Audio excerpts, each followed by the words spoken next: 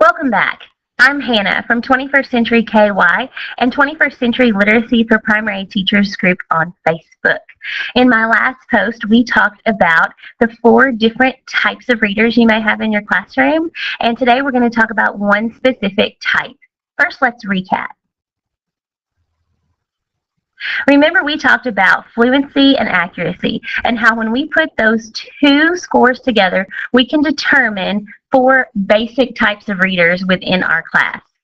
First, you have the fast and right reader. This means they're benchmarked for fluency and they're reading at a 95% or more accuracy rate. This is what all of our students should be striving for. Next is the slow and right reader. This reader is reading at a 95% accuracy, but their fluency is below benchmark. That means they're reading slowly, but they're reading correctly. So they're on the right track and have a few things to work on. Then there's the fast and wrong reader. This reader is benchmarked for fluency, but is below 95% for accuracy. It means they're missing a lot of words, more than 5 out of 100, as they are reading the text. The last type of reader is the slow and wrong reader. This reader is below benchmark for fluency and accuracy. They have some capability, but they have a lot to work on as well.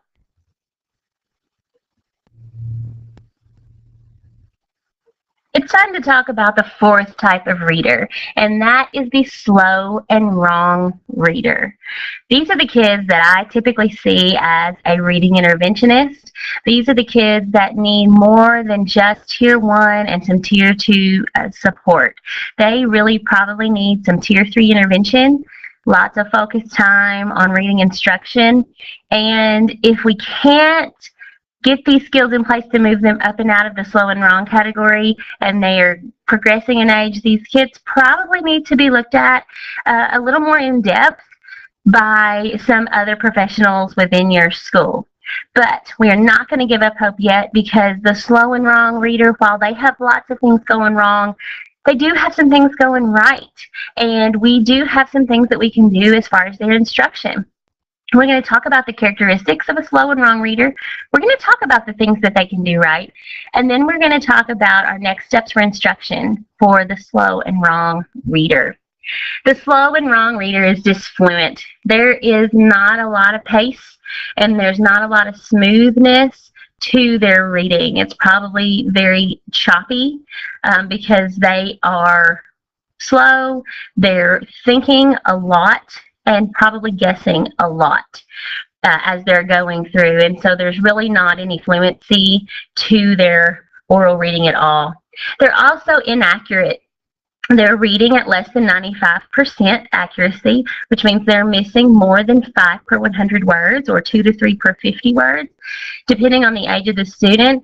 There's a lot of variance, though, in that wrong category. Somebody who's reading at the 90% level on a piece of text is really even still in their instructional range where they can read it, but they're going to need some assistance. When you start dropping below that 90%, it means that the text level that you have asked them to read is too hard. In fact, it's so hard that even when you work to struggle through it, they are not going to be able to learn from that experience. So really where we need to shoot for these kids is to try to find a text level low enough that they can read it with some amount of accuracy, at least higher than 90%. With assistance, so that we can start to build in some success in reading and some accuracy. The slow and wrong reader miscalls words. They may look at the word and call the wrong thing. They may not be sure what it is. They may be making meaning of their own, but they're really not able to attend to the printed story. They are probably not in any way understanding how that story should go, what words they should be pulling from to read. And you can imagine if you're going slow and you're missing a lot of words, you're not going to know what that story is about. If I were to try to read a journal with a lot of physicians' jargon in it, I probably couldn't attend to the article because I would be going slow and I would be missing a lot of words and not understanding what I'm reading. So kind of think about it in that way for these kids. They're just below benchmark, sometimes across the board. These are the kids that we find need extra TLC when it comes to academics, and most of the time it's not just reading that's tripping them up. And sometimes they're, especially in our youngest kids, kindergarten and first, I'm finding as an interventionist and working closely with the math interventionists in our school that we see some of the same characteristics. You can think about fluency and accuracy in terms of math. And we're seeing that some of these kids that are struggling across the board are lacking some really basic skills that once we can get in place, we can accelerate them through their academic learning. But most of the time, a slow and wrong reader is lacking in some way in lots of areas. But there are things they can do. Instead of thinking about what a slow and wrong reader does wrong, let's think about what they can do. If they scored anything above a 0, it means they know some words. It's probably a very meager amount, but they know some words if they can score.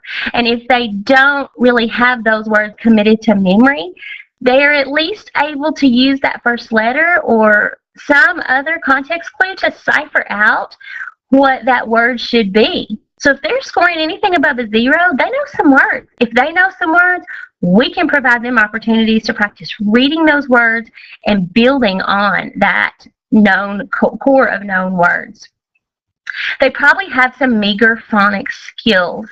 If they can read at all, the slow and wrong reader probably knows some basic phonics, meaning they know some amount of letter symbol correspondence.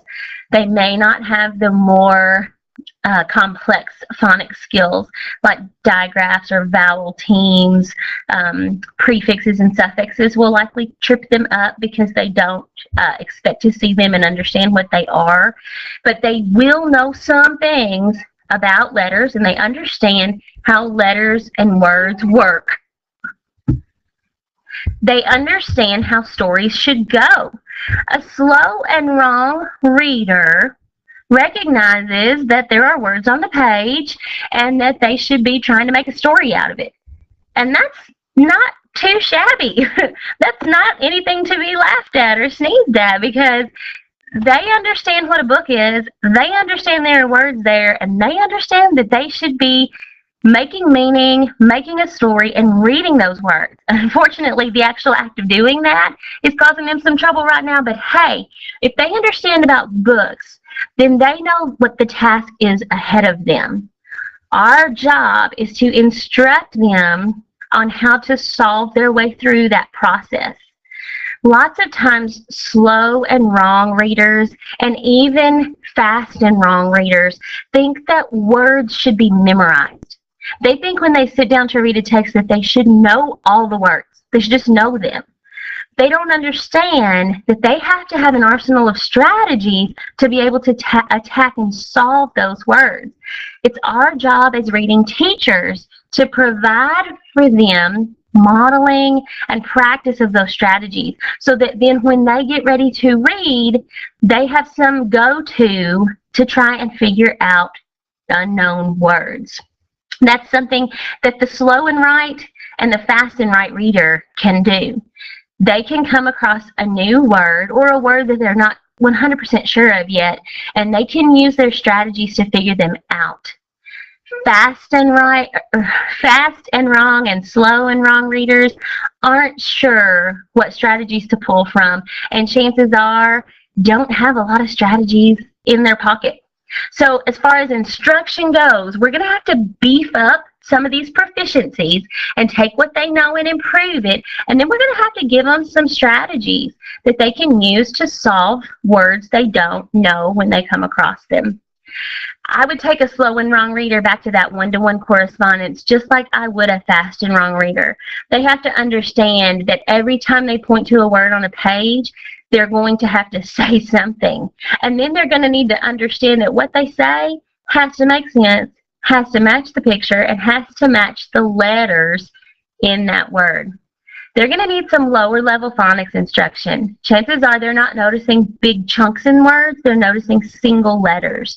So when we can draw their attention to things like onset and rhyme or suffixes or digraphs, we're really taking those meager phonics skills they have to the next level so that they have more things in their filing cabinet to draw from when they encounter a new word.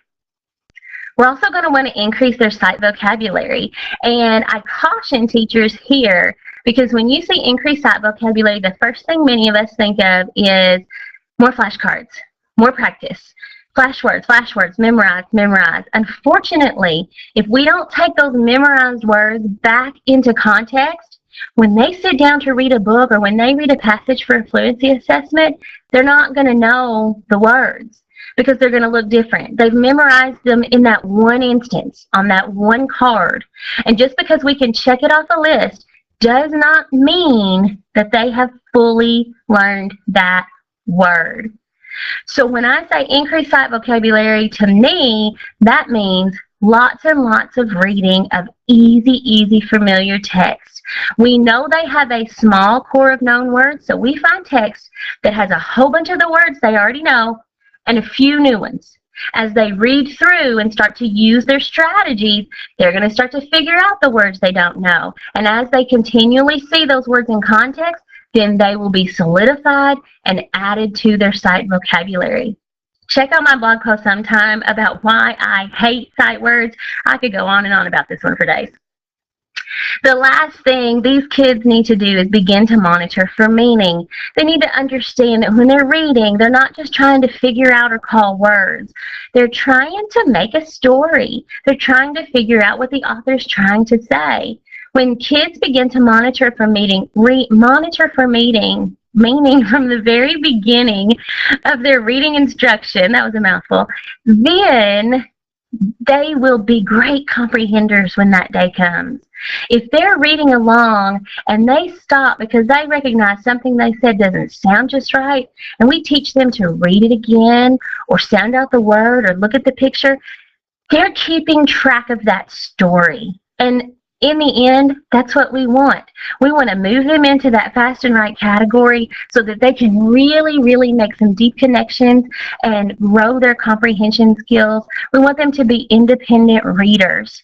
That's the ultimate goal for all of these reading types of readers, is to be an independent reader who makes meaning, who fosters and works on writing skills, and who has an arsenal of strategies to attack words they don't know when they're reading by themselves in order to understand the story.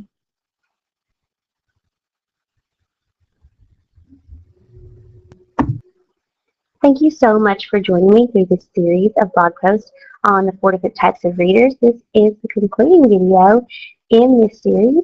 In case you missed the rest of the videos, be sure to check them out.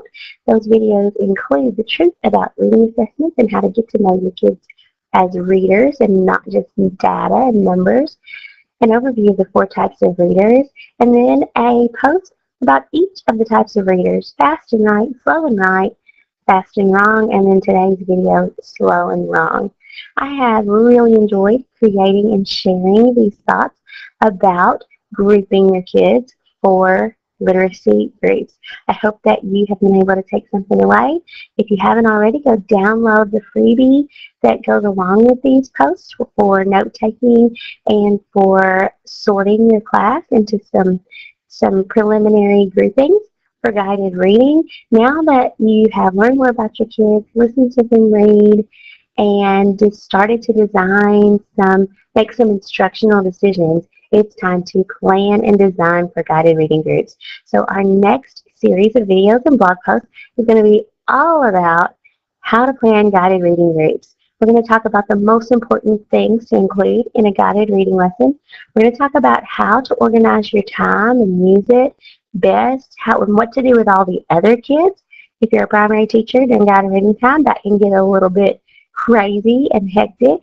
And we're also going to talk about how to really find a balance between guided reading and guided writing. We're going to talk about what research shows about writing instruction and how it is just as important as your reading instruction.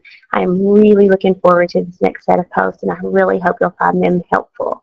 If you want to join the conversation about 21st century literacy, please join our Facebook group, 21st Century Literacy for Primary Teachers, and also sign up for my newsletter and be informed of new posts and series and exclusive freebies on my website, www.21stcenturyky.com. I hope your school year is off to a great start and that you have the beginning of a great reading curriculum this year.